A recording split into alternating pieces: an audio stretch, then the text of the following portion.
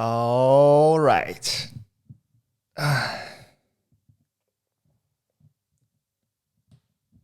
Can you believe it? Second episode. Wait. It's not second episode. It's a second season. Wow. Can't believe this. This little podcast can get to the second season. Unbelievable. How are you guys doing? How is quarantine treating all of you? I'm doing great. Got a long rest. Well, a long rest from the podcast, but I haven't been resting. Making things happen, writing up my dissertation. Now it's finally done. Even more confused compared to to before finishing the thesis. Right now I'm even more not sure about what is this, what was the research that I was doing. It's hard to put into words. I know this is a cliche, but really the more you delve into abstract and philosophical thinking, the more you start to delve into it. There's no end to it, and I need this break. I need to have this periodic break. I don't know how you guys work, but for me, it's always about attacking a mission and finish it. It's setting an arbitrary goal, working towards it as fast, as efficient as possible. Once that goal is achieved, I'll take a break. I don't know how people can be, persistent or very consistent at working on one project for an extended amount of time, say half a year. I can't do that. The longest project I have done so far has been, I guess, writing up the book last year, first year in Estonia. That took me about 3 months of intensive writing. And then it's this thesis, this dissertation. This one took me about 3 months as well. Yeah, I think that's kind of my limit. I start to wither. I mean, like, when I say wither, I mean, like, literally my body started to shut down after 3 months of, like, working and no rest. I started to lose hair. Nah, this is not it. This is just a bald haircut. Look, I got my green tea here. Matcha.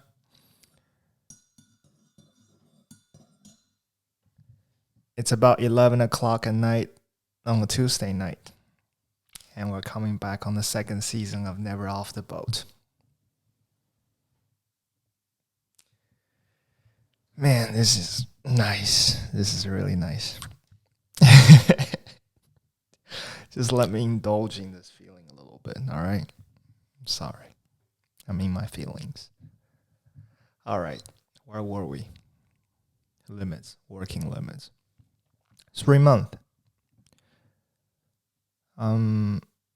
Yeah, like I think that's kind of like my limit of concentration, of tackling a mission is 3 months. I need to have a break after that. It doesn't have to be long, a week or two. I'll be good. But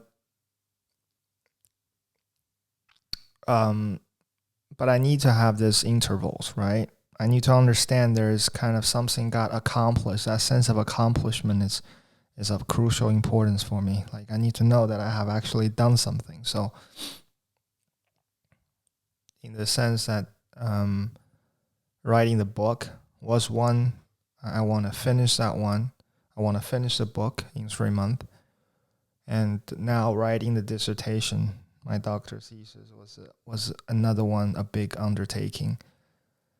And once you finish them, I mean, like, when I say finish, I don't mean like it's over and it's done and over with. No, like there's a lot of revision that I did after the initial draft of the book was finished, and also like as and the thesis. Once I finish the draft, there's still plenty of work to do. Just taking the thesis, for example, adding quotations, formatting, and do language editing, back and forth discussing like the narrative with my supervisor, sending some sections of the draft to peer reviews to be published on journals.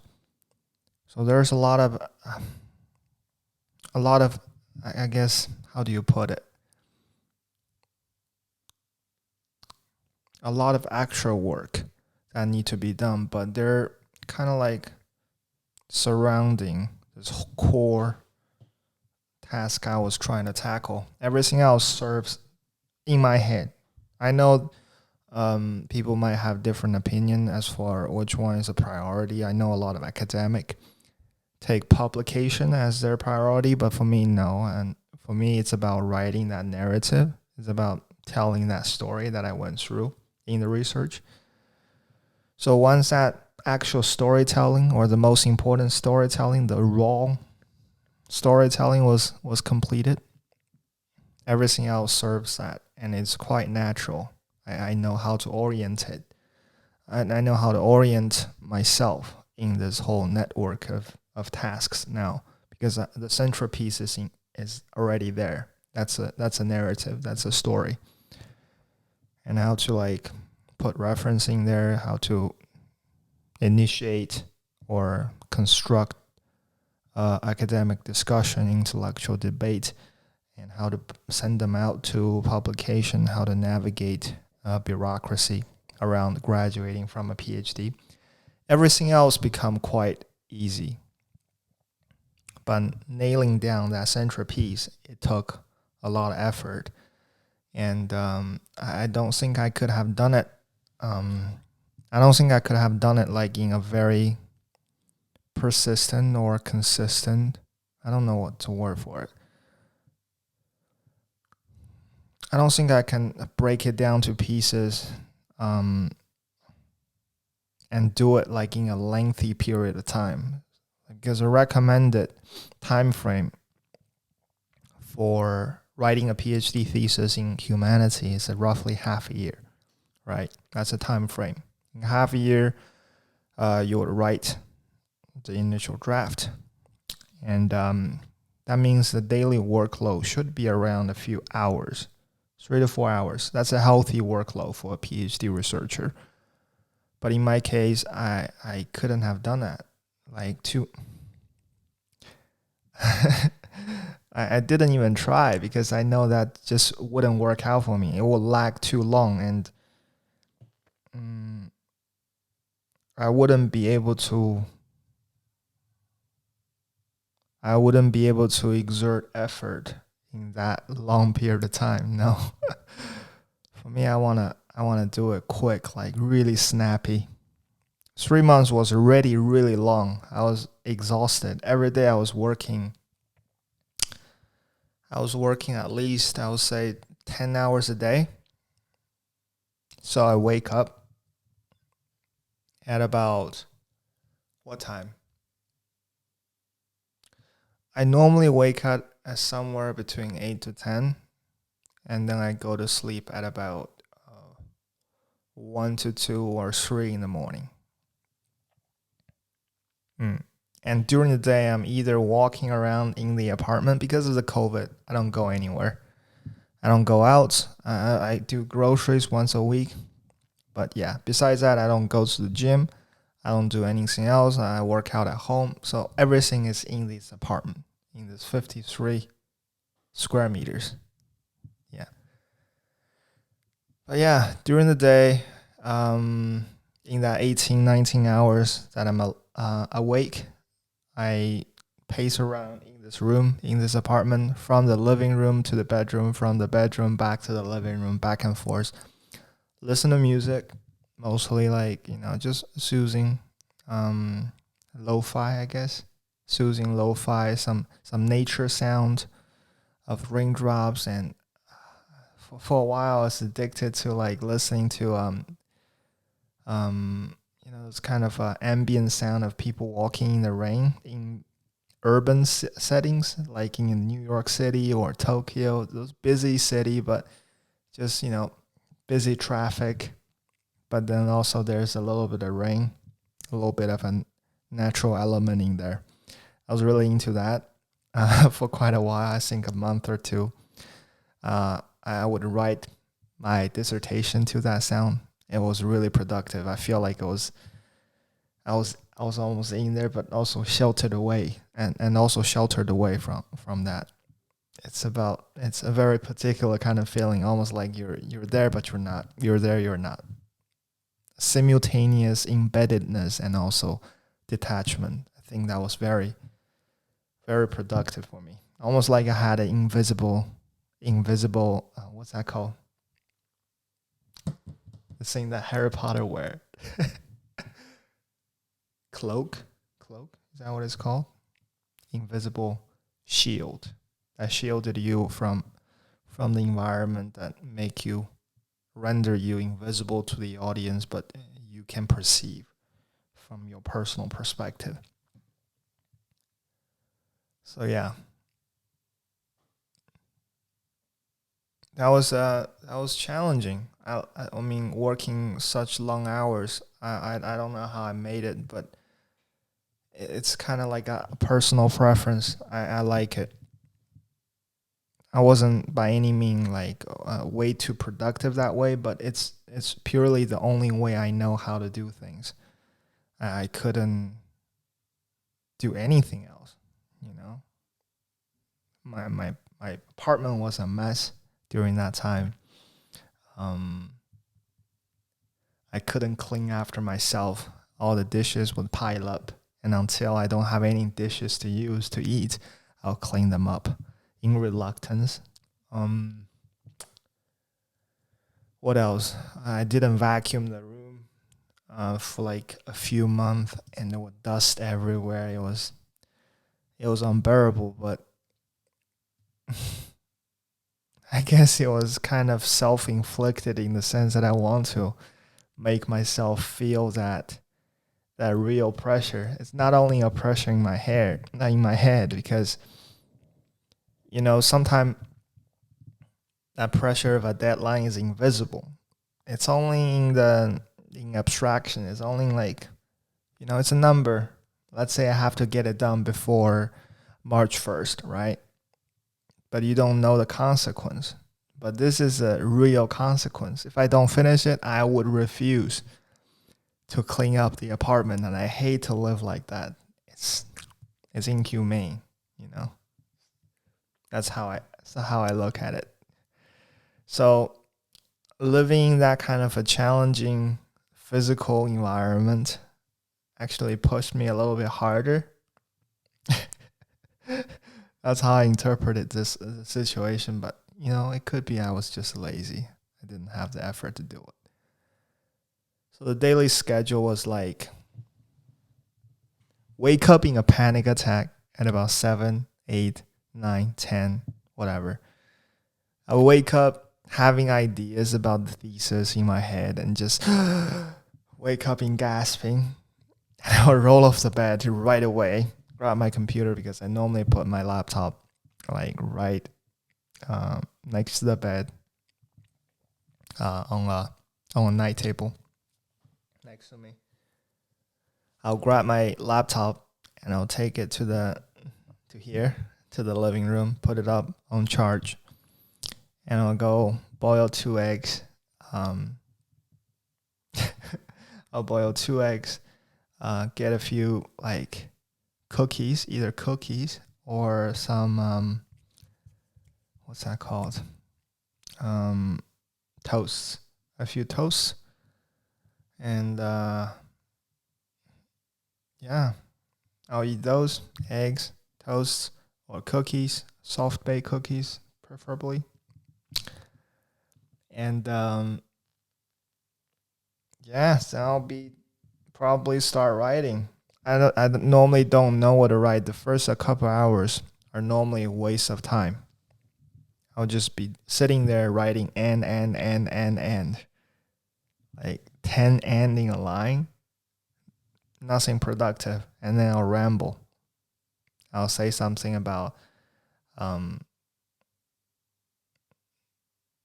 about absolutely nothing.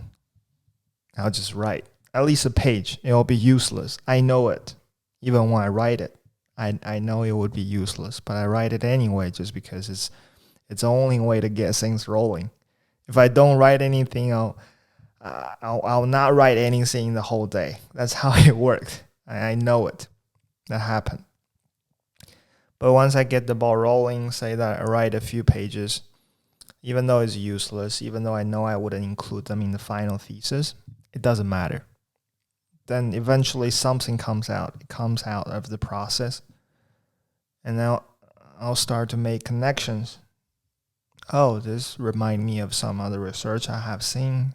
It's relevant to the topic that I'm trying to explore. And then I take a few hours to establish an idea that I want to write on that day, right? Every day I write about an idea that is relevant to the topic. That's another few hours. At this time, it's normally around 1 or 2 in the afternoon already. Bearing in mind, I still haven't done any meaningful writing. It's just generating a daily theme of an idea. And I also had a few pages of basically bullshit nonsense. By that time, I'll be hungry. I'll cook myself a little bit. Normally, some stir-fry vegetables,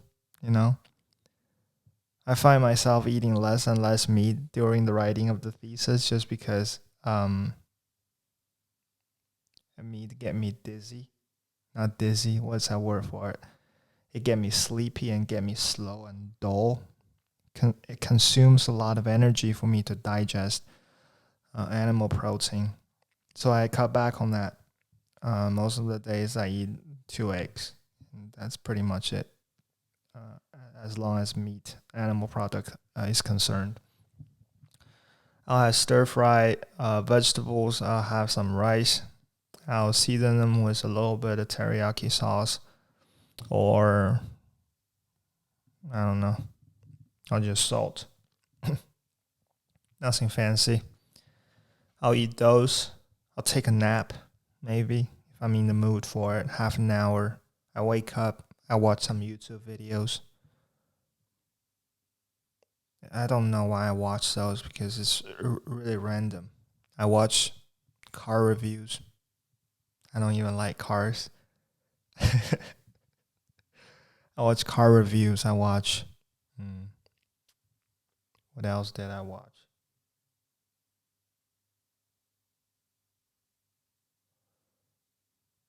Can't even remember.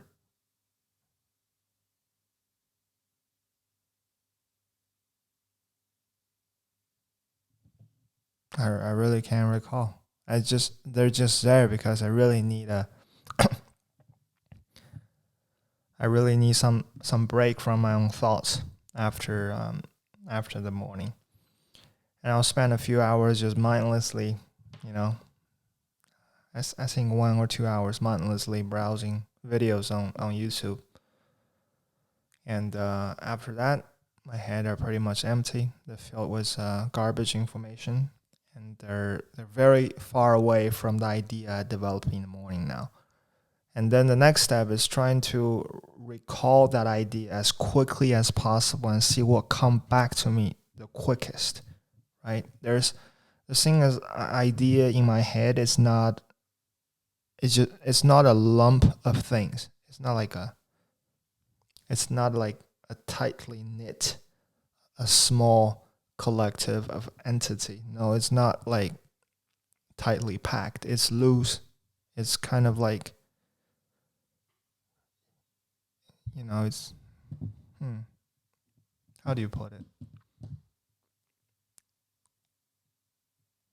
It's like a satellite network of events, right? It's like a web, and the connection is very loose, and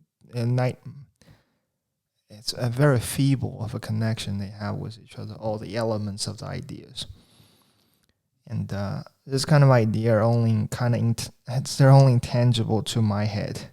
I can't deliver it. I can't, verbalize it. So once I had that YouTube session, now with the idea kind of drifting away from me, I'll try to take it back.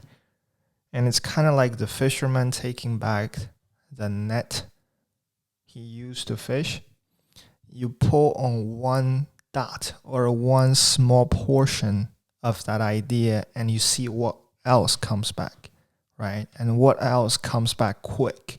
What else come back first? So that's a process I kind of unconsciously, subconsciously used to see what are the kind of connection that holds together idea and maintain the idea in this network of events. Once I done that, now I have a better clue of how to understand the formation, the property, so to speak, of the idea. And now I have like a rough idea how to narrate it, how to verbalize it. Still, it's very premature. It's still very elementary of a verbalization I have in my head. And now the time is about 4 or 5. It's in the late afternoon. And bear in mind, I still haven't wrote anything meaningful, right? That's how slow I work. And that's why I tell you that I wouldn't be able to work just 2 or 3 hours a day, because that wouldn't even get me started. My head is in the cloud. I wouldn't even know what to write, right? I can't do that. 2 or 3 hours is just a warm-up. Now it's 4 or 5 in the afternoon, and I will have a list of keywords on a blank sheet of paper, right? Hopefully I'll have a structure as for how this keyword will connect, but normally no, nothing special, but they're there. I put them on a blank sheet of paper, and they're just there. I look at them, try to make sense out of them, and I read articles, existing literatures that I need to refer to. I try not to refer to many people, because I don't think I will know how to bring all these ideas under one roof. So I try my best to narrow down the literature I use to a handful of writers that I really think their work bears significance to my own research. For example, Tim Ingold and Michael Dobler and a few other guys, anthropologists.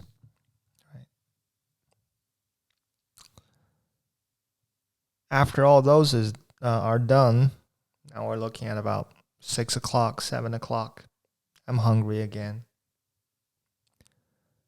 So now I'm eating pasta. I'm making pestos most of the time. The last meal is always pesto or pasta. I actually just finished my pasta tonight. They're great. The filling, I make them really simple. I boil the pasta, drain them, mix them in with a little bit of pesto sauce, a little bit of olive oil, a little bit of salt, sometimes a little bit of teriyaki sauce, just because I like it. And boom, here you have it, pasta. And it tastes great. Tastes okay. I don't like the pasta too soft. I like them a little bit hard. Sometimes I think they might be undercooked because the core of it is still a little bit like too chewy, but I like it. Now after dinner, I'm either like walking back and forth in the room again, or I'll probably be talking to myself, doing some push-up in the apartment, take a shower, get sad for a while, get happy for a while, shadow boxing in the room. And then when it's about 8 or 9, now the night quiets down. The area that I live in Tallinn are really quiet after the nightfall, especially after 8. It become dead silent. And now I get it. Now everything start to click. The whole days of chaos, the whole days of preparation start to pan out. And now I write.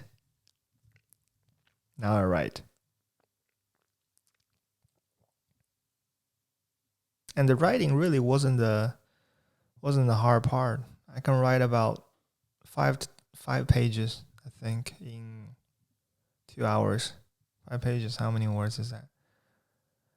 About 3,000 words, 3,000 words. I can write 3,000 words easy in a couple hours, 2 hours, I would say, 3 maybe, yeah, 3 hours, let's say, 3-4 hours. I don't know. I write that 3-4 hours of text, and then I'm done for the night. I'll be exhausted.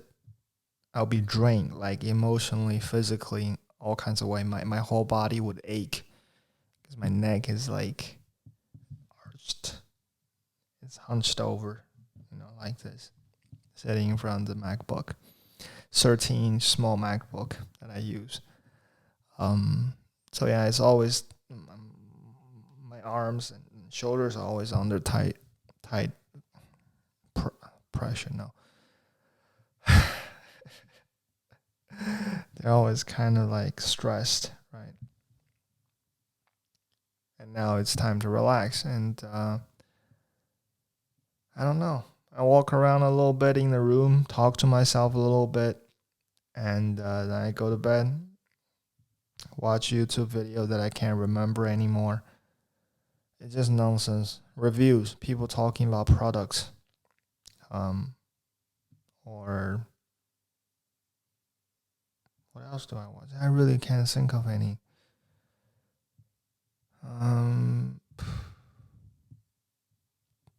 That's it. I guess I watch reviews. Like dehumidifiers. Yes, that's the word. I watch a lot of reviews for dehumidifiers and then humidifiers, and then water filters, and yeah, those kind of things.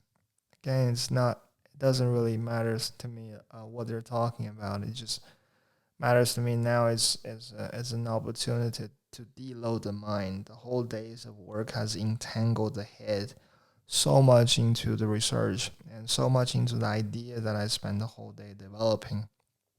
Now I just want to get rid of all of this, kind of like a detox for the mind. I mean, to make it sound like the idea is toxic, but if it lingers, it becomes toxic, no matter how good an idea is. If it lingers too long in my head, it does become toxic. So I get rid of that. And once that idea is totally out of the sight, out of the mind, I get extremely tired. When you get so tired, your laptop, because I'm watching YouTube lying on my bed, right? So I don't have any equipment for that. So I plant the computer in front of my chest, and it's held up by also my hand. Because I got so tired at that point, they would just fell down on my face as soon as I fell half asleep, and it would knock on my forehead. It happened so many times. The screen would knock on my forehead, and I would be waking up to that. And I know it's time to go to sleep. I put the computer to the side of the bed on the night table, and I turn out the light. It's about 1, 2, 3 in the morning, I think.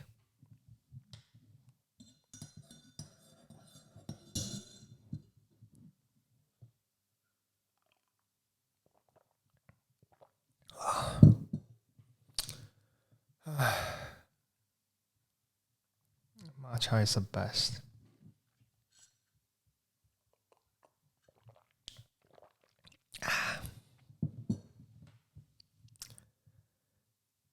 What was the aftermath of that 3 month?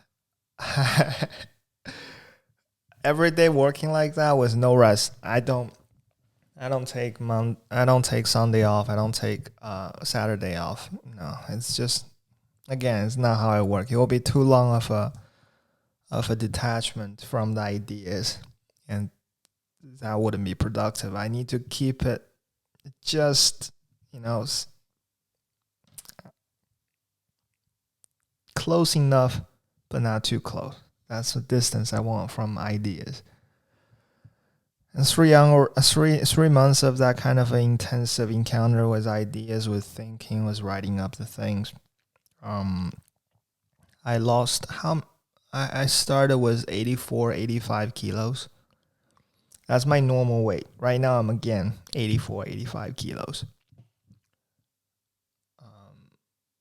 But 1 month ago, when it was time that I finished the 3 months journey of writing the bulk of the thesis, towards the end of it, I was weighing at about 70, I think, a little bit over 70, about 10 to 15 kilo drop from my normal weight, and my hair was getting really dry up. They were turning yellow. My skin was horrible. They were dry, or my eyesight was blurry. I can't see very well. My gum was shrinking. It's so weird. My mom actually has the same problem as well. When she got stressed out, her gum would recede and expose more of the teeth. And then when the mood get better, they would come back and grab onto the teeth a little bit better. So I could see that my gum was receding as well. They were exposing more of the teeth. I felt pretty weak, physically, emotionally, by the end of the writing. But yeah, that's a physical toll. I don't think it's healthy. But again, I don't really know another way of achieving goals besides doing this kind of self-sabotaging. I love to be one of those guys who can be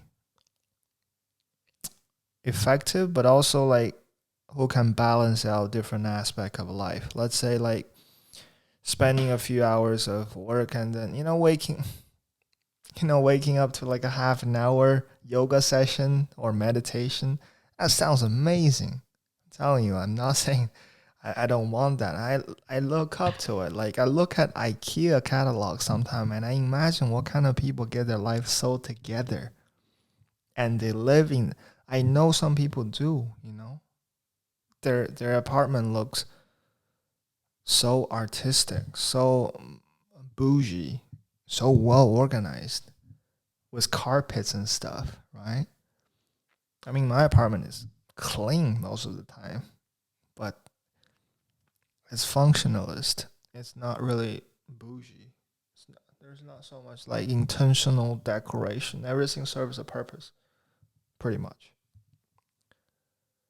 But I look at those IKEA catalog and I just keep wondering, like, man, would I even have a day that I can have my life together like that? Would I become the guy who can wear an Apple Watch and be conscious about my sleep rhythm and my heart rate and all that? I want to be that guy. I want to be very conscious of my mental health. I want to do half an hour of meditation every morning. I want to eat some more spinach, right? I want that balanced life. But it's a luxury. It's really a luxury because, well, I don't know if it's a luxury for everybody. I hope it's not a luxury for everybody. But it is a luxury for me because I don't get it. I can't find that balance. I don't think it would work out for me. Like I said, if I only work 3-4 hours a day,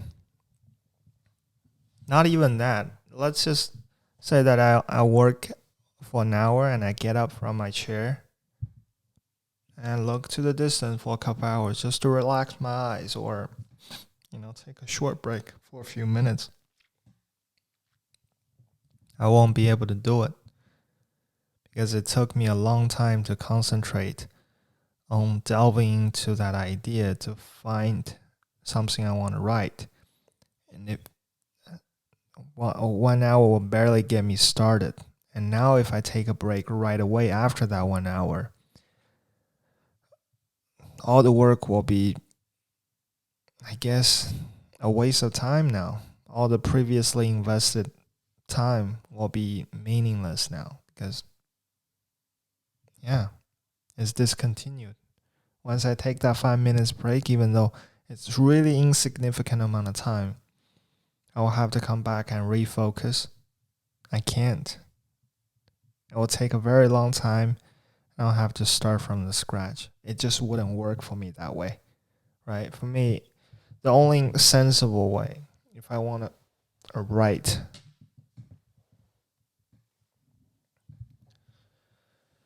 I'll have to do it intensively and at a price of my own health, at a price of a balanced lifestyle. It bothers me, man. It really does. It really does bother me. Because it's really taxing on your body in all kinds of ways.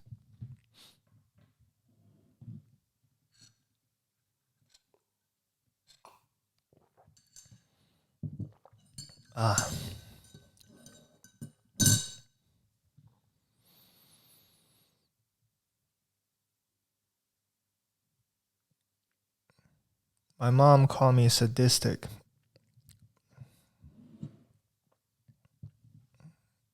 Sadistic. And what's another word? The kind of personality that inflicts self-sabotaging activities. Those kind of guys who like to hurt themselves, inflict pains upon themselves. You know what I mean, right? My mom called me that, and I think there's some truth in that. But also, it's kind of like a really deep-rooted belief that I have. Is, simply put, nothing good come easy, I guess. So there's this subconscious correlation in my head. If I don't feel pain, if I don't feel struggle or suffering, either physical or mental, it means the product that come out of my work are meaningless, right? So I would like to do something that I feel challenged in all kinds of ways. And I invite that. And result come out of that. And if I don't feel that resistance, either from my own body or from my own mind, I wouldn't be motivated enough to do anything. I wouldn't be challenged. I wouldn't be stimulated enough.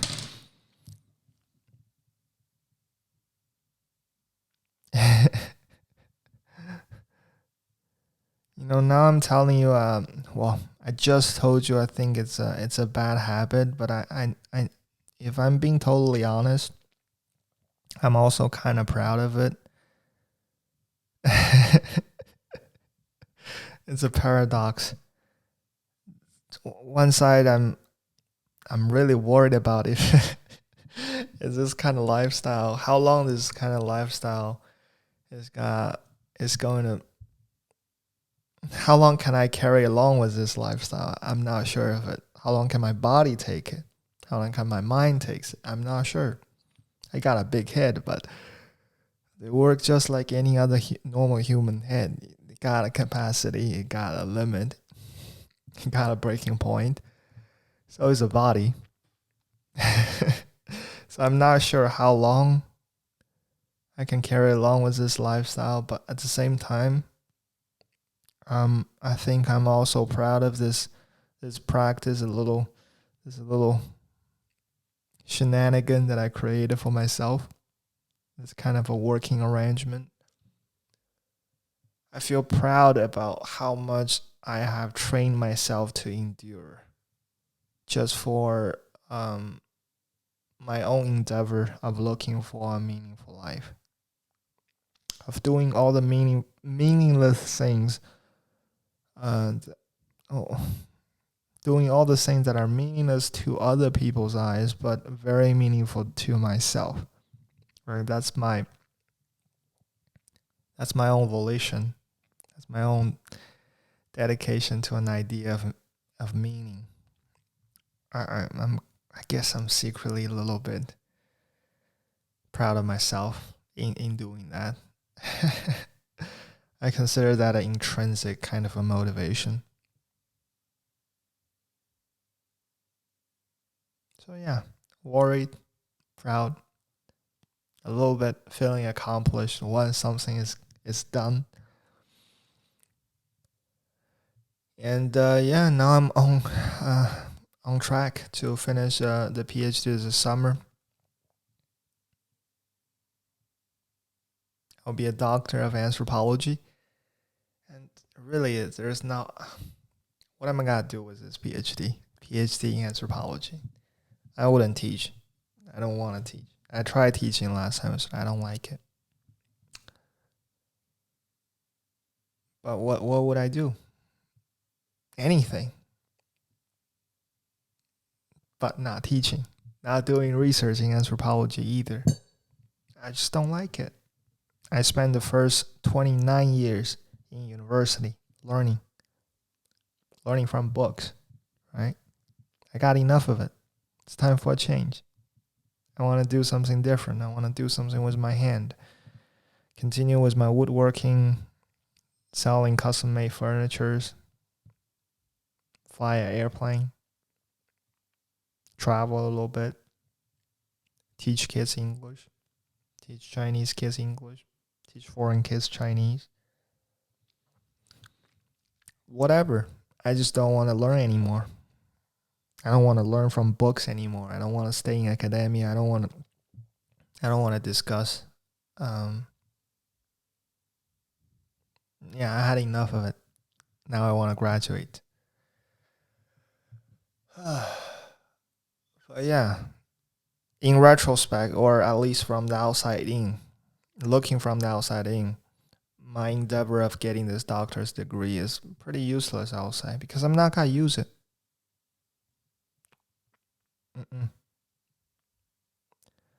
But the process itself is very meaningful to myself, you know? And again, I like to do things. I think I secretly enjoy doing things that are really just seemingly meaningless to other people, but only meaningful to myself. I don't know where this come from. I try to think of it sometime, but I don't know where this come from. I think a lot of people try to correct me in the sense that they would suggest or imply that if I get to ally other people's opinion with my own volition, with my own dedication, it would be a lot more beneficial for me personally. If I do more things that are not only meaningful to myself, but also meaningful to other people, my life would be easier. A lot more, I don't know, smooth, I guess. A lot smoother. But I couldn't put myself in that position. I don't feel quite at ease doing that.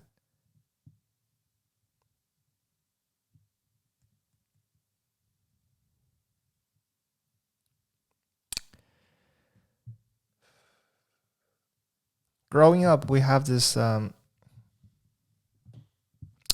our Chinese textbook. In our Chinese textbook. Chinese textbook of teaching us Chinese. Yeah. In our Chinese book, in our textbook in China, of us learning Chinese. It's so complicated. Anyway, in our Chinese textbook in China, right? I think it was on the 5th grade, but I don't remember for sure. Elementary school textbook. There was this one short little article. It's about an expedition, mountaineering expedition from China conquering Mount Everest, or in Chinese name, Himalayas.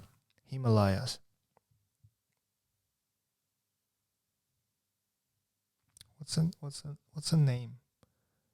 No, Himalayas is actually the mountain range. What's the name of that peak? Chumulangma, I think. Chumulangma, Mount Everest. Tallest mountain in the world. There was this Chinese expedition climbing up to the top of it and successfully returned. It was a 4-people mission, and it was the first time a Chinese expedition ever got to the top of the mountain. There were 4 guys, and I remember the article was written in a way to praise teamwork, because not all 4 of them got to the top. One were left behind because he had a point towards the top of the mountain, and there was a vertical stretch of distance that were iced up, and it was very straight up and straight down kind of situation. And the only way to get up, or at least it was told, the only way to get up was to have one guy standing down there as a human ladder, and people would get up on top of him, and he would have to remain there to wait for his teammate to come back, and basically giving up to be on top of the mountain. And the article was written to praise that kind of a self-sacrifice and teamwork spirit, I guess. And that was understandable, and that was understandable. But as a kid growing up, when I read the article, in my head I was thinking about the mission itself. Because growing up, I have, my parents they're working class. I was told in the same way, I guess, just do your part, be good at study, and find a stable job, and you'll be good. You'll be good for the rest of your life. And I think besides fighting a little bit too much, I was pretty much on track to get a stable employment in China. I was a good student. But I was curious after reading that article. I wonder, why do people climb that mountain? It bothered me for years. It come back to me. There's so many. We study so many short essay like in our Chinese classes, but that one lingered in my mind for such a long time. It always came back to me. I wonder, why did they climb that mountain? Not only them, why do anybody climb mountains?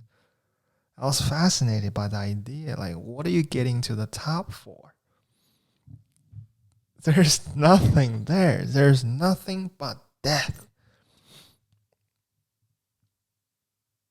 It's cold. There's not so much oxygen up there. There's no fun. A lot of wind. Threatening. It's not even enough space to put up a tent, I think.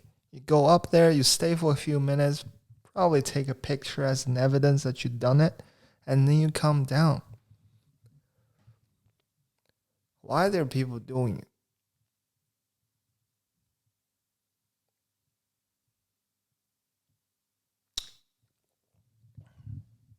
I was fascinated by it, to be honest.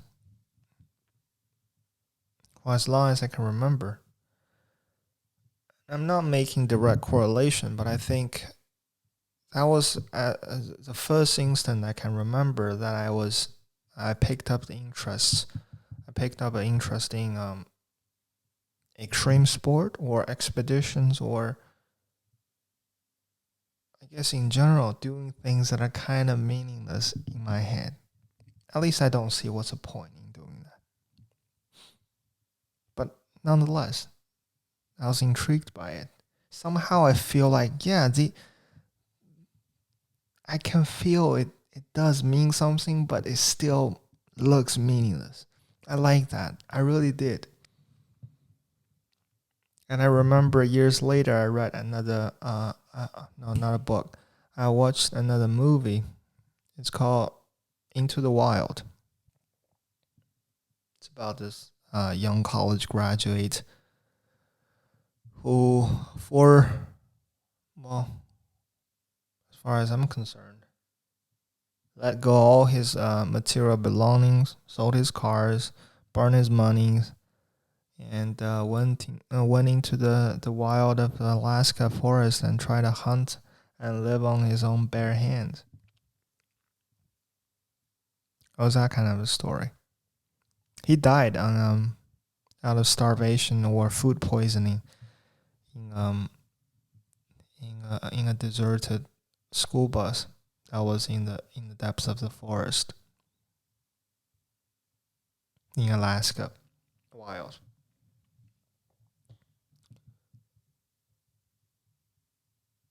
I watched that movie. I think it was either in college or towards the end of high school.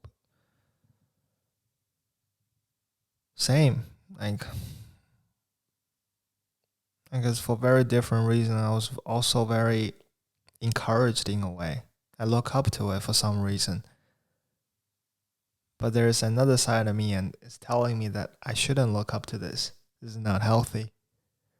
You should try to integrate. You should try to be a part of a functioning part of the society instead of doing this. Like, it doesn't help nobody. You're not producing value for other people.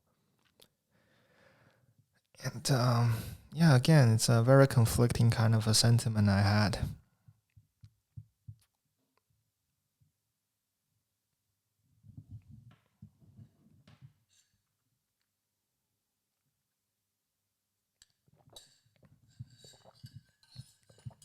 It's getting a bit cold. It's green tea.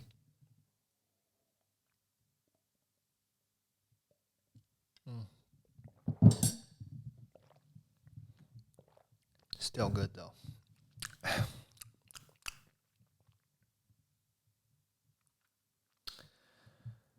I couldn't tell. I mean, I really couldn't tell. I really couldn't tell why I was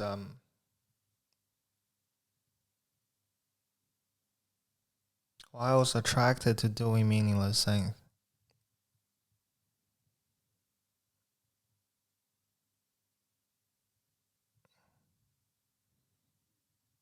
I don't know. Am I trying to prove something? I believe so. But prove it to whom? As in public eyes, they might not be as meaningful as you thought they are. So, in a way, I think it's proving something to myself. But again, what?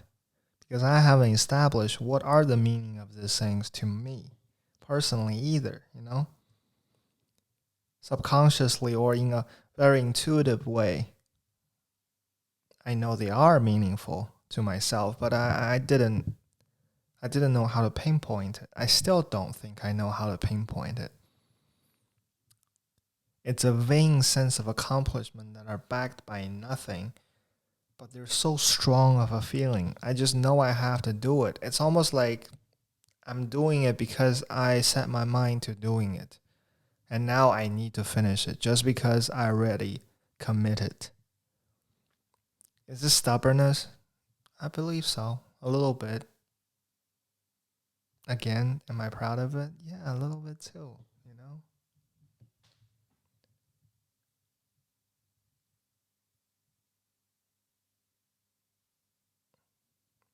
I don't really know where I'm going with this. I could I could probably slap like a explanation to this, but I'm not gonna do it. I can't. I can't do that. I don't want to do that. So I'm gonna leave it like this, and maybe later I'll come back and address it.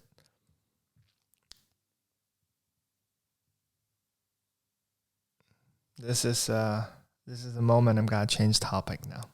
Okay. I drive this junker of a car called Honda Jazz. Yeah, it's a 2008 Honda Jazz, made in Japan. An orange colored little car, very economic, extremely good fuel mileage. I think it's costing me about €7, €8 for 100 kilometers of a drive. So that's 5 liters of gasoline consumption for 100 kilometers. Very economical. I like it. I bought it a few years ago in 2000. Well, which year was it? 2018 in the spring for a fee of €3,500. I thought it was a little bit expensive, but I really liked the orange little car. So I bought it, and it was in a good condition. And when I got it, it was a 10-year-old car. It had about 130,000 kilometers on the odometer. And it was driven by a lady who lived just outside the city of Tallinn, but commuted to the city for work. So it was a very good purchase, in my opinion. There was no insurance event, never in a crash, in a traffic accident. And the girl was just driving it for commuting. As far as I was concerned, it wasn't raced. Who raced in a Honda Jazz? Well, I didn't. Anyway, I bought the car. It was just perfect.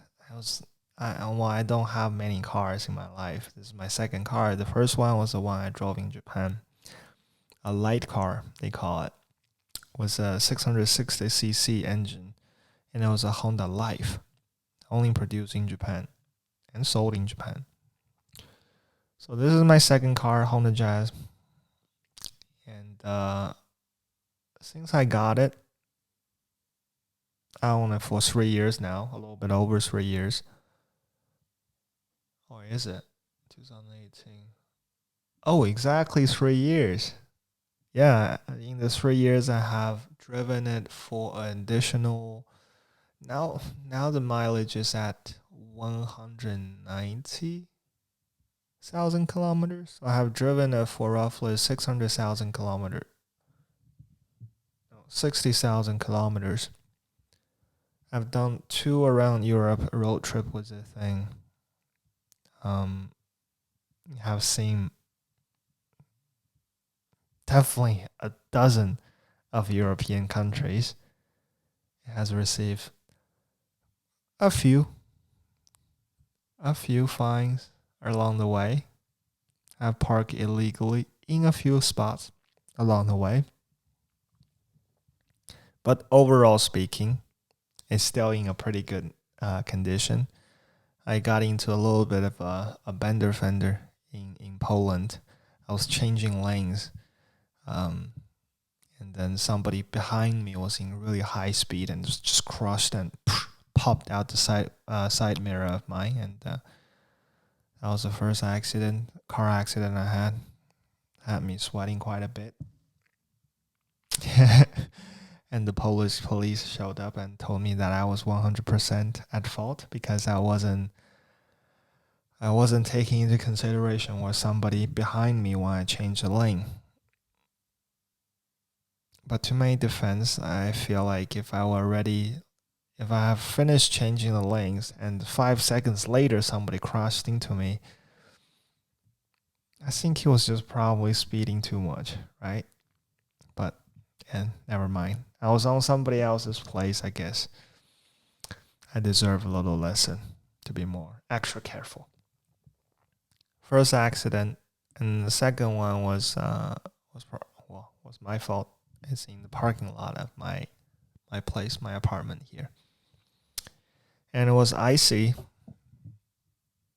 on the ground that day. And I guess when I was taking a turn, I didn't slow down quite enough, and I crashed into a neighbor's car.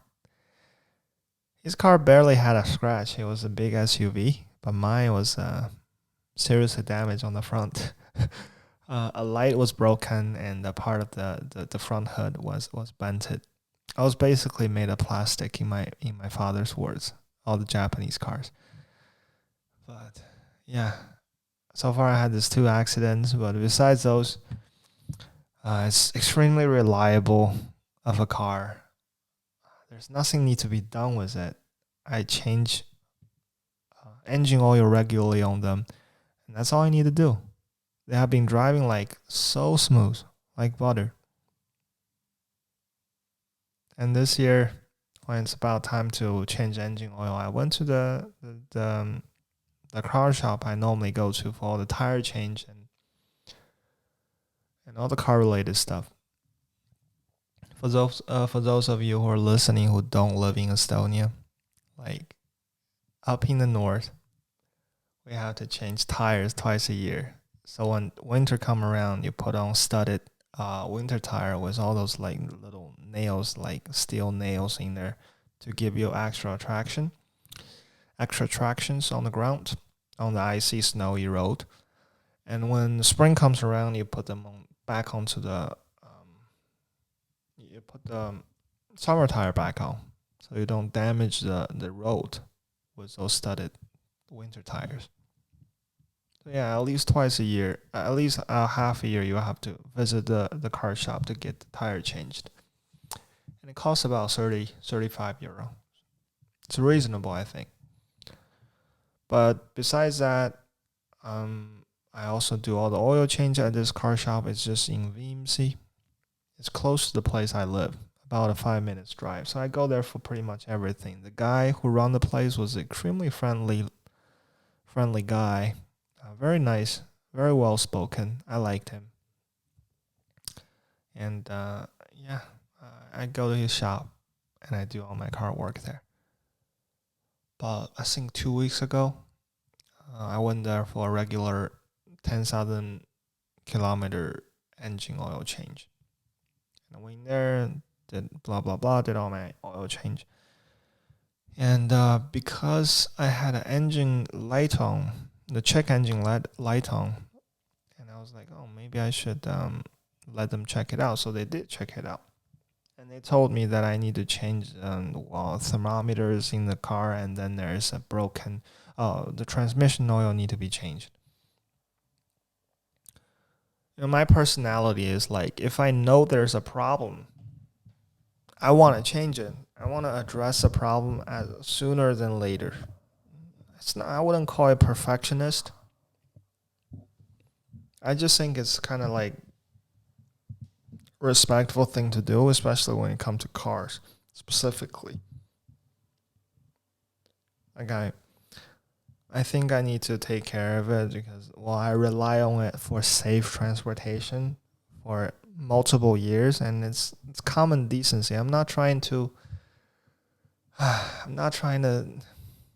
speak of my Honda Jazz as if it's a person. I know it's not. But I do invest a certain amount of emotion into it because I appreciate it so much. I mean, a lot of memory were made in this car and with this car. So I want to take as much care as possible to it. And I see myself driving this piece of junk for the years to come. I want to drive it for at least 20 years. I love it. Like, it's so noisy and the AC doesn't work, but it's my car. I'm not gonna ditch it, you know? So when I see there's a problem, like they told me the thermometer need to be changed and transmission oil need to be changed. I was like, okay, let's book a time. And they quoted me 300 euros for the job and the labor. I was a little bit frustrated because it's a lot of money. Especially getting to know that my car was probably just worth about 1,000 euro by now. I was like, wow, 300 euro, that's a lot of money for a job like that.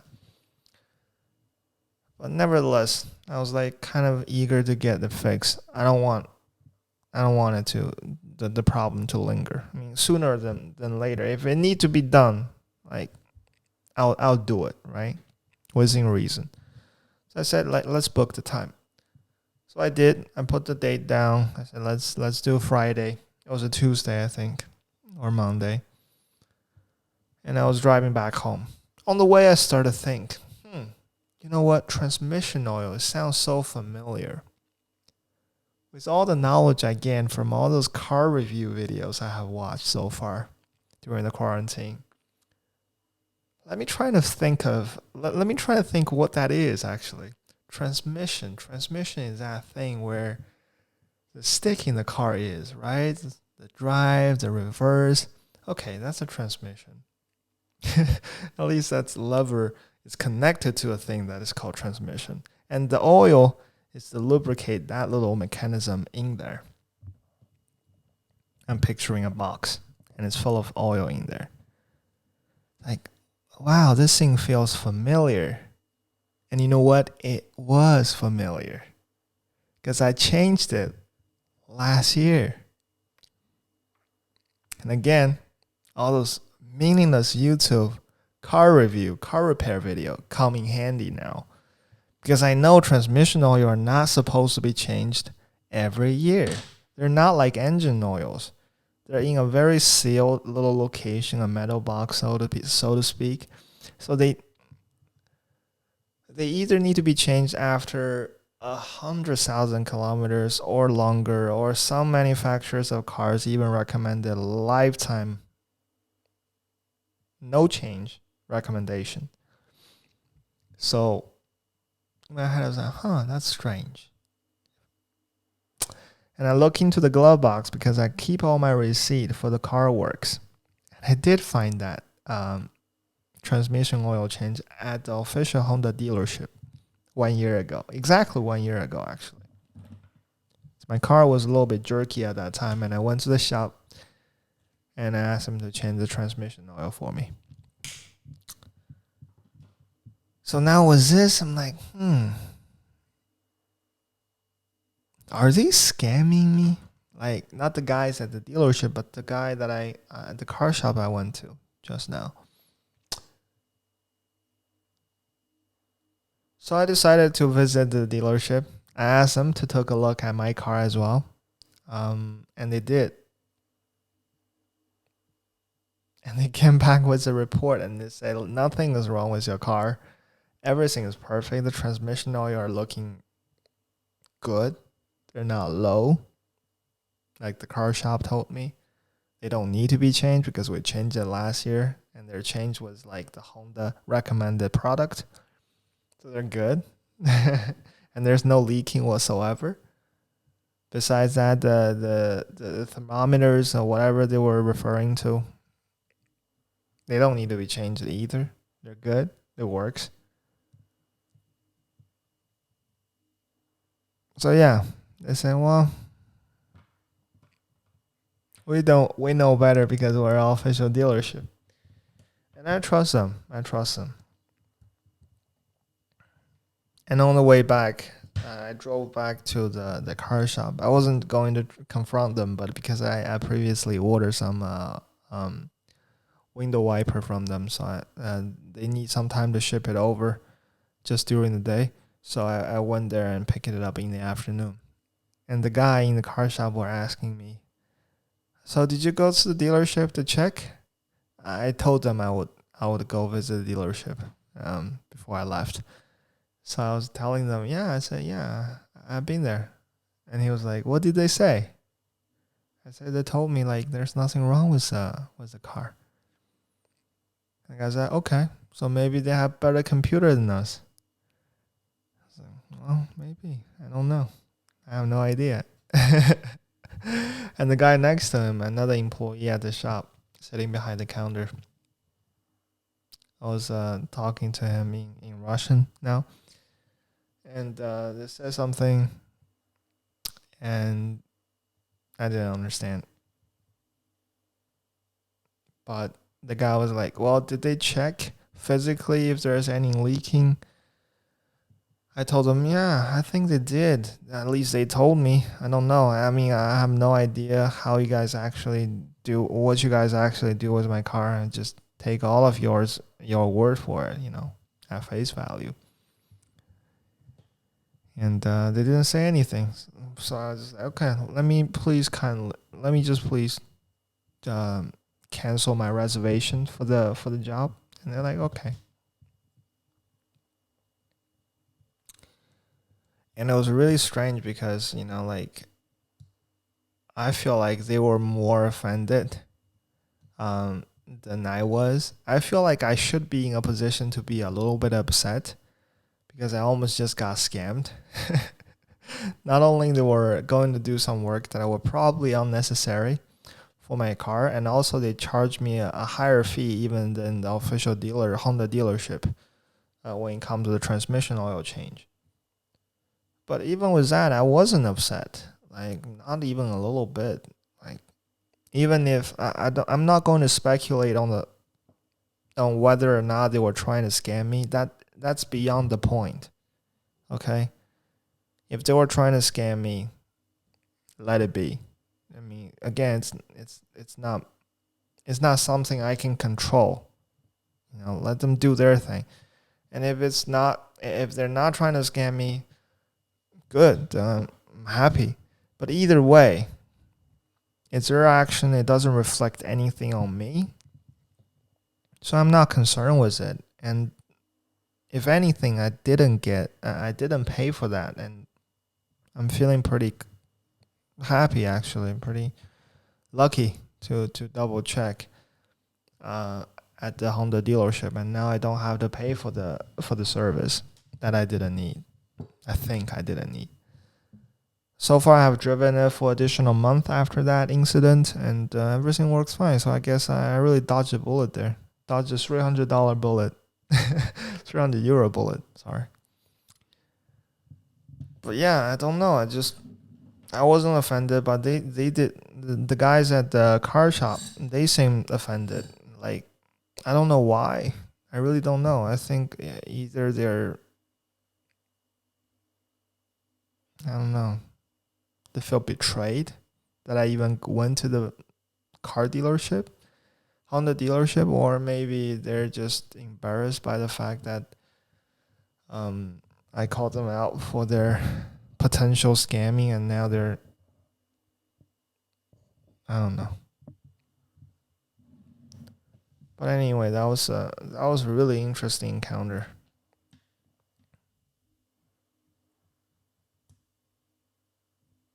That was really interesting. I don't know.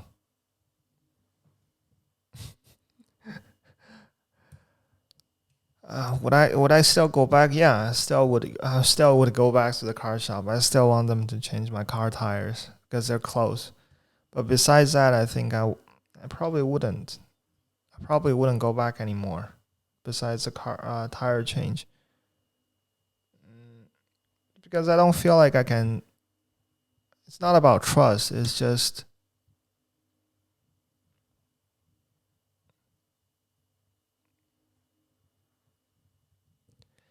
like I said, I wouldn't feel uncomfortable with anything.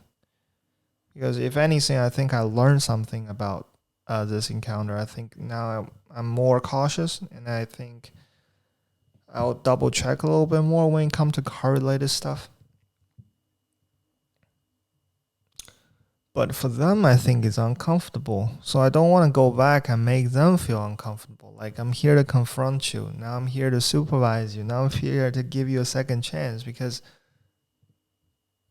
like giving somebody a second chance, or giving them the impression that you're giving them a second chance, is such a patronizing thing to do. Like, maybe they don't even want a second chance, or maybe having a second chance in their head gives them extra pressure. I don't know. I feel like it's a way of you to embarrass them, to continue to embarrass them. I don't know. So instead of speculating on that, instead of like potentially giving them the discomfort of a confrontation, I'd rather just leave it alone. Like, I had good experience in the past 3 years with the car shop. The guy was very friendly. We had like some great talks a few times when the car was getting oil change, and he was giving me some life advice because he's an older man in his I think in the 50s or 60s. I couldn't tell, but yeah, I was telling him a lot about my life in Estonia and what kind of difficulty I had living here. And he was telling me, this is gonna pass, that is okay, and this and that, all kinds of different advices, and sharing his life story as well. So it was a really pleasant encounter for most parts, but prior to this incident. But during the past 3 years, I had a few major jobs done at the shop, and one of the bill was a few €100. I think now to think back, it was probably a ripoff too. But you know what? For the good time we shared, it was a fair price to pay. I don't mind getting a little bit scammed. Scammed is, well, maybe it's not even a scam. It's just ripped off, right? That's a word. I don't mind getting a little bit ripped off. I wouldn't mind that a couple of years ago, but no. I mean, everybody need to make a living, so scam me, please. Rip me off occasionally. Just don't take too much. Be a little bit sensitive.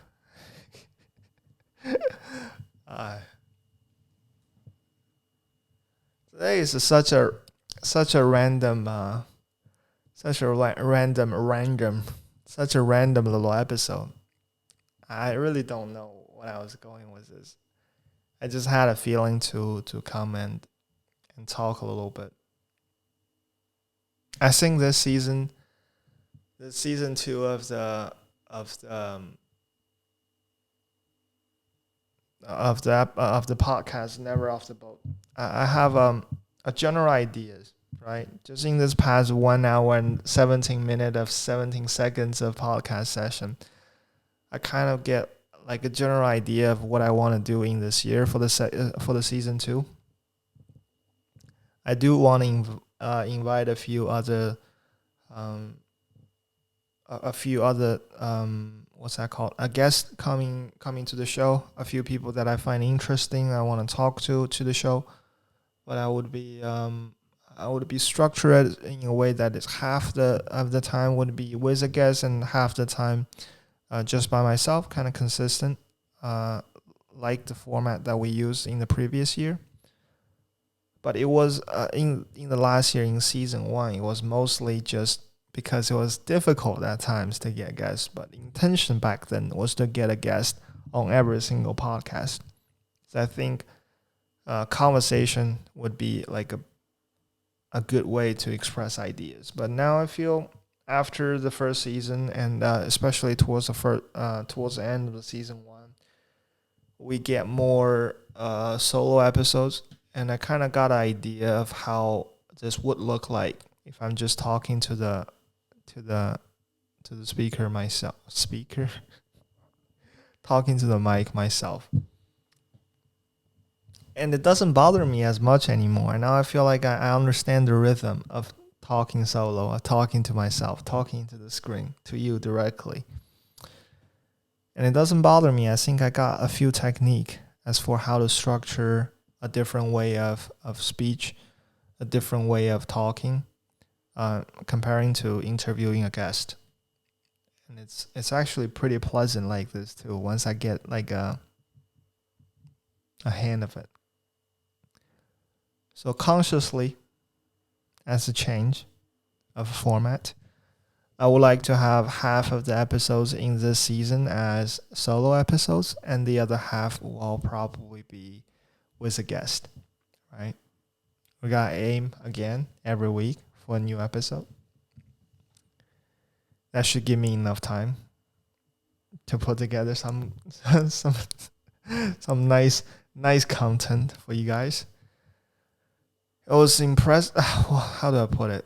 I I wouldn't call it impressive, but it impressed me how much people actually tuned in and listened to the episode. We get steady audience of 500 or 500 of listeners for every episodes last year across all platforms, and it was really good. I like that. A lot of people reached out too on Instagram with me, on Facebook, telling me like this. They like to listen. They like the experience of listening to the podcast, and they told me about,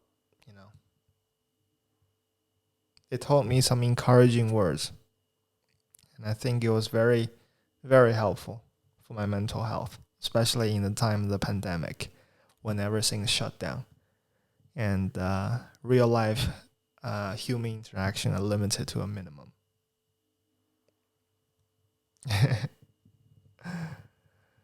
What other things happened recently besides writing thesis? So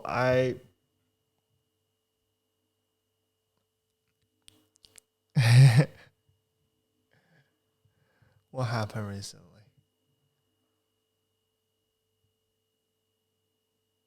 I don't want to share that. I don't want to share it. No.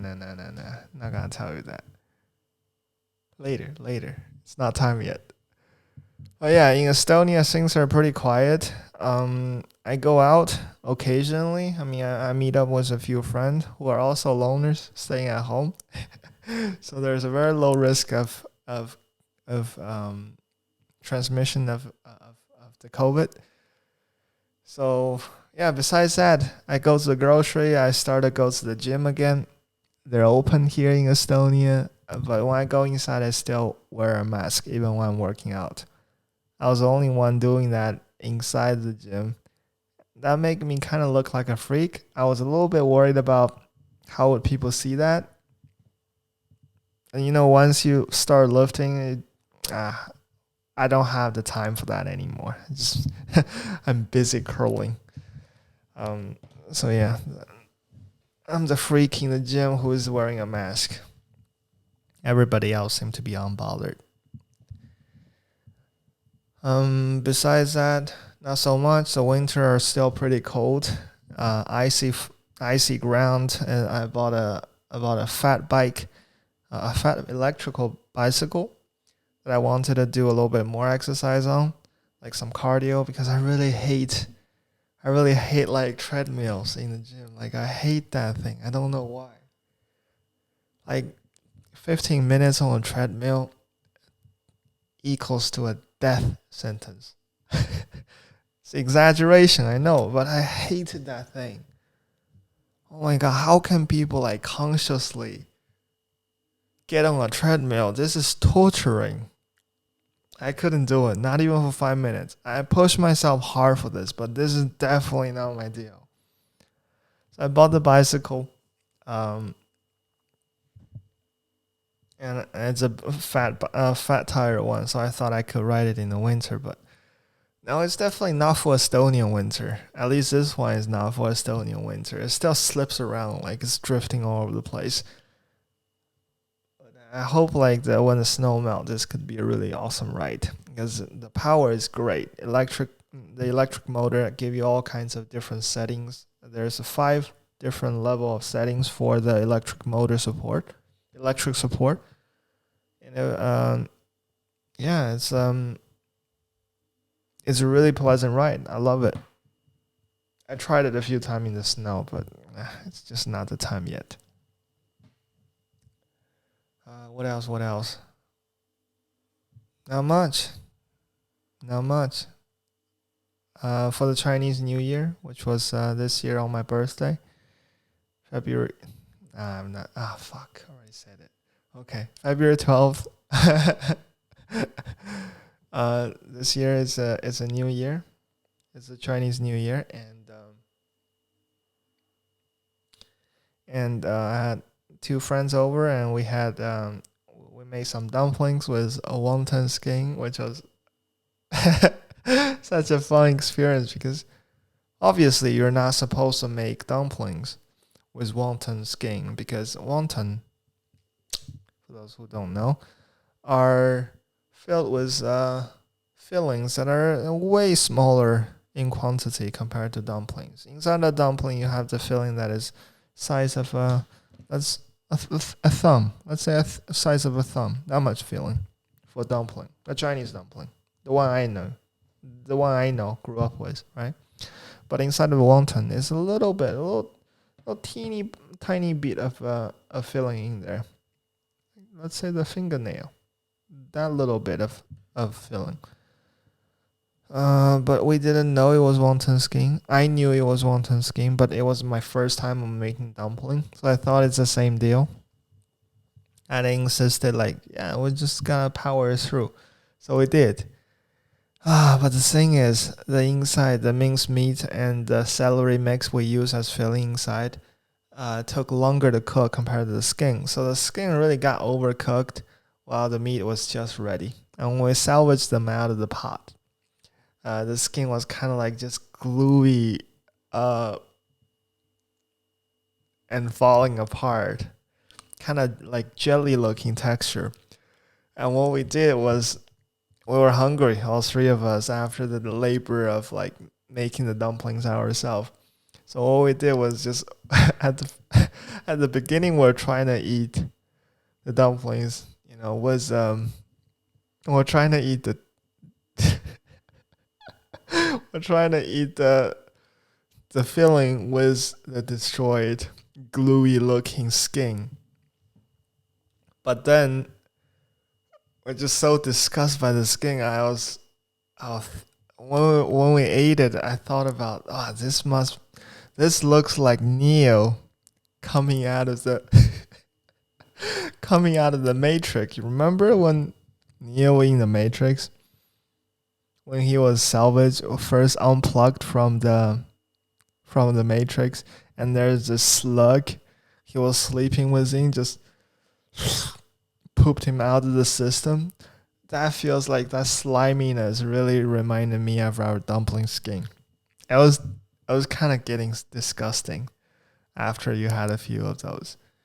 And so what we did, we were using chopstick to scoop out the filling, the meaty part, the inside of the dumpling, and separate them from the skin, and then just proceeded eating the fillings like they were meatballs.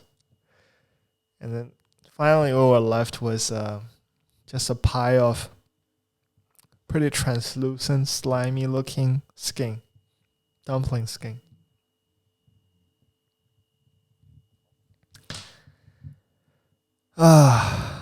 Good time. I mean, you gotta appreciate this kind of small social gatherings in the time of a pandemic. The original plan of this year was to graduate, and in the summer I was going to go back to China to visit my parents, because I haven't seen them for a while and I miss them. Obviously, at this point, I don't think they can come to Estonia. But I thought I would go back. The original plan was to go back with a bicycle. Like riding a bicycle from Estonia through Russia to go to China. Yes, that was the original plan. I thought it's my grand plan of a prodigal son's return. Just going back home with my doctor's degree in my backpack and a few underwears, and popped up at my parents' place and be like, "Yo, parents, I made it." Rode a bicycle through all these challenges that symbolize my struggle of getting this PhD degree. Now I'm back. With a degree, back with a vengeance. I'm presenting you with my hard work of my intellectual pursuit, and I hope you know how much I appreciate all the support you guys have supported. You guys have provided me with along the journey. Now, with this in hand, I would like to venture into a world that I don't know, which is called working. But now that plan is on hold. or probably never going to be fulfilled because of the pandemic. Instead, I'll probably fly home in a commercial airline and then presenting the doctor diploma to my parents that way. It'll be easier, but well, a little bit less meaningful, I guess. Less symbolic, so to speak. But nonetheless, as long as I get to see my parents this year, I'll be pretty happy. I also plan to visit my grandparents as well in the countryside. I haven't seen them for close to 10 years now. And last time I saw my granddad, he had the best hair in the family. Not like me and my dad. We're both bald now. Me by choice. My dad not by choice. But still, de facto, we're both bald. But my grandpa, in the contrary, beautiful hair. This guy got beautiful hair. I don't know what kind of product he used. Looks good, smell good. At least I grew up remembering him like that. Nothing but hair. That's my memory of my granddad. Just a hairy man. Like dark, pitch dark, volumed hair. Very beautiful. Very wavy, so to speak. I don't know. I imagine he should probably still look the same. To be honest, I mean, I'm a little bit ashamed to say this. I don't remember how he looks. I just remember his hair. I want to know if his hair is still healthy, if they're still doing well. I don't know. Got me a little bit sentimental now.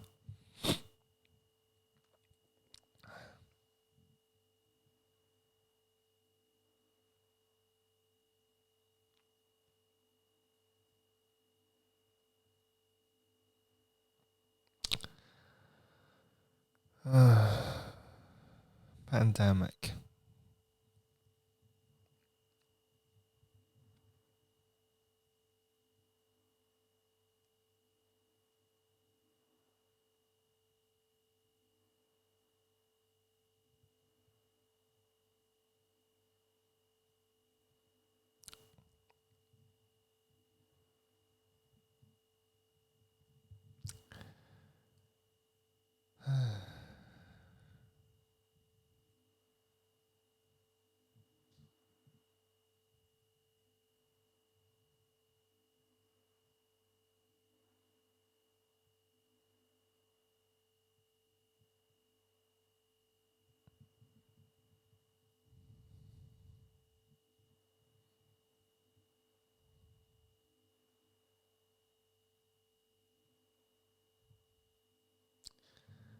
I don't really know how to think about the whole situation with the COVID pandemic.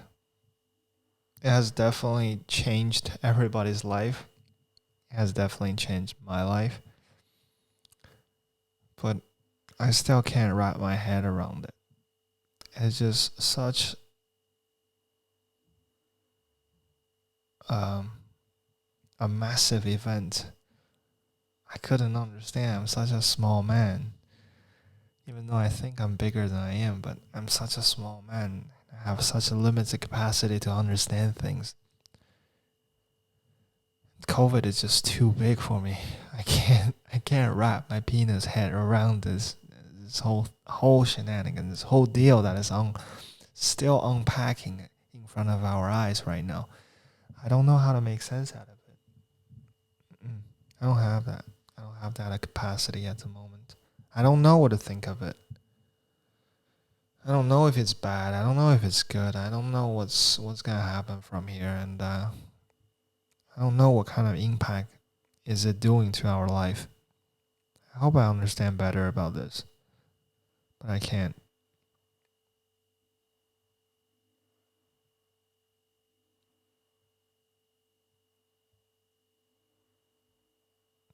I hope everybody stays safe, I guess. That's the thing I hope. COVID or not, like, stay safe, I guess. Take care of it. Take care of yourself. That's what I'm trying to do. I'm trying to eat healthy, get more sleep. After writing up the thesis, now I have regularly worked out. I'm feeling very healthy now. I'm back to 84, 85 kilo. I'm eating good. Yesterday I even went to Remy, the supermarket here. I bought I think half a kilo of blueberry in the winter. What a luxury! I know. Don't judge me. I splurged on it.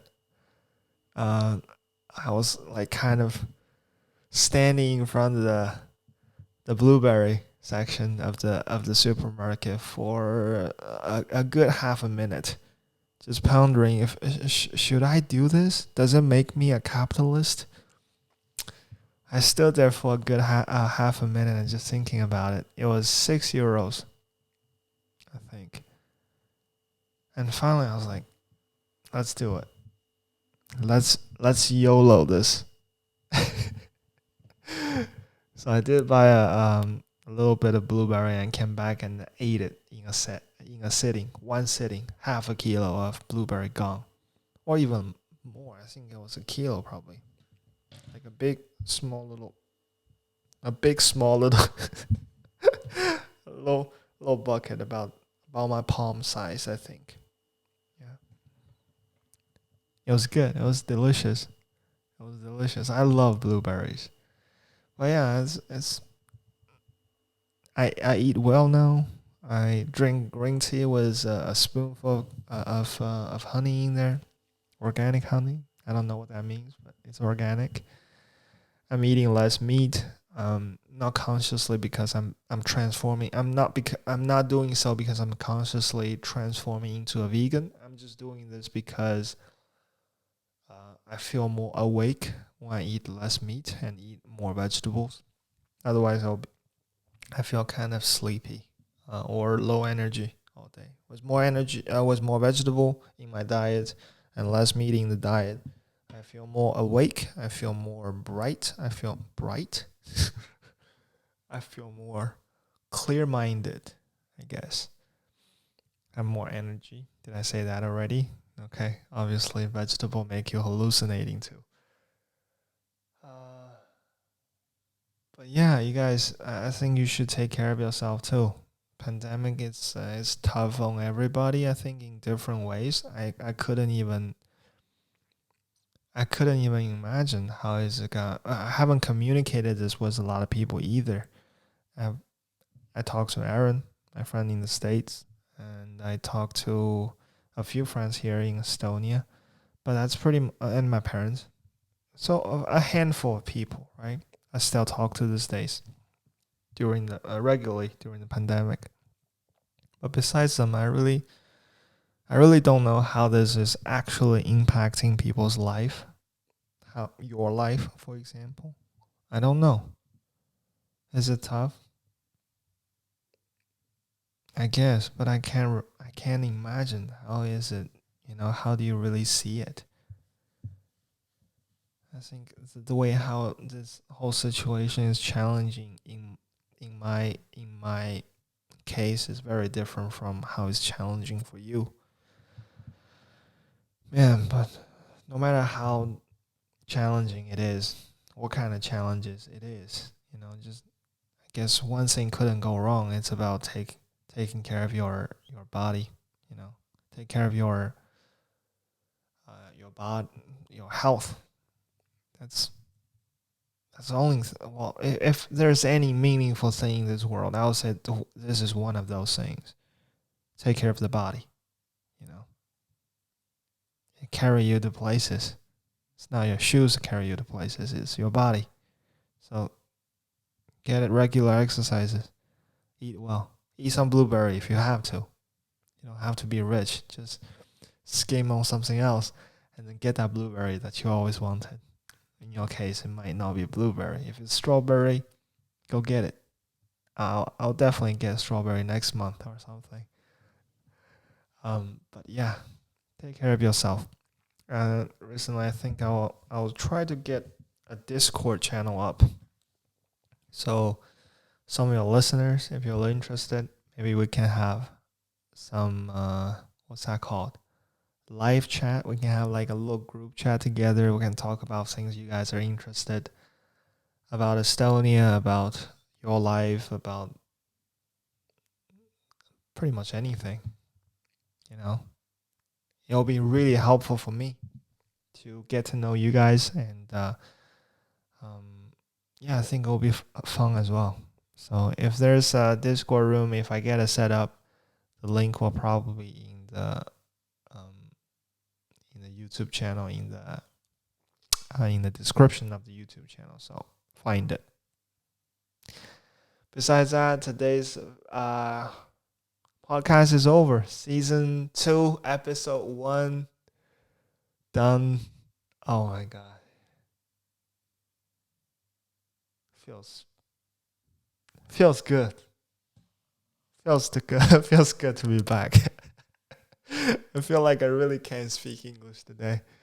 I a lot today, and I constantly am in a state of kind of like euphoria. I can't really find the right words. It takes a long time for me to find the word for the things I want to talk about, but it still feels good. I'm gonna go wash up, watch one episode of Lost, and I'm gonna go to sleep. I'll talk to you next week. Bye, guys.